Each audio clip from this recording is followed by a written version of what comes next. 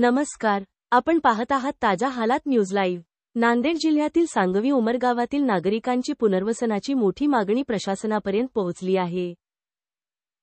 गावातील गट survey number 93 आणि धसेसावरा येथील 29/1, 30/31 या सर्वे क्रमांकाच्या जमिनीसंदर्भात गावकऱ्यांनी उपजिल्हाधिकारी, उपविभागीय दंडाधिकारी देगलूर यांना निवेदन दिले आहे। गावकऱ्यांचे म्हणणे आहे की 1990 नंतर झालेल्या बांधकामांचा समावेश करून जमिनीचे तात्काळ मोजमाप व नवीन मूल्यांकन केले जावे। 2025च्या मूल्यांकनानुसार प्लॉटचे वाटप करून आम्हाला कायदेशीर हक्क देण्यात यावा, अन्यथा ग्रामस्थ कायदेशीर पावले उचलतील।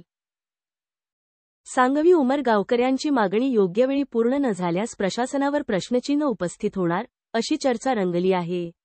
या प्रकरणातील पुढील घडामोडींसाठी पाहत रहा ताज्या हालात न्यूज लाईव्ह।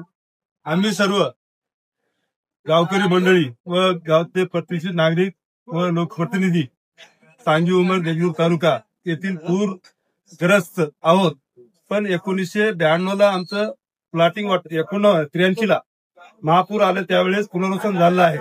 92 ला आम्हाला प्लॉटिंग जमीन अधिग्रहण करून आतापासून आमच्या ताब्यामध्ये जमीन दिली नाही, प्लॉटिंग टाकलं नाही आणि तिथली सुविधा न केल्यामुळं आणि बऱ्याचशा कुटुंब 50% प्लॉटिंग दिलेलं आहे, तेवढे तरी आम्हाला सुखसोयी करून दिलं तर 50% लोक आज जाण्यासाठी तयार आहेत।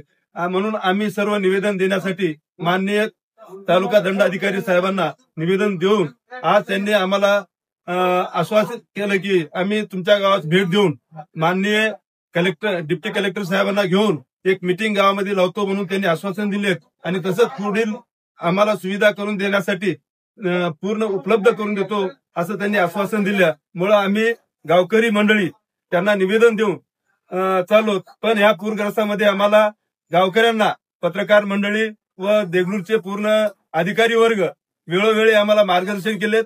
पाणी द्यात येणार आहे म्हणून गाव सोडा म्हणले। आमचं गावातून बऱ्याचशा नागरिकांना व आमच्या भावंडांना काढलेत, काढून देखील त्यांचं शासनानं यापुढे अजून असंच पूरग्रस्त येण्याची पाळी आहे, वातावरण तसं आहे।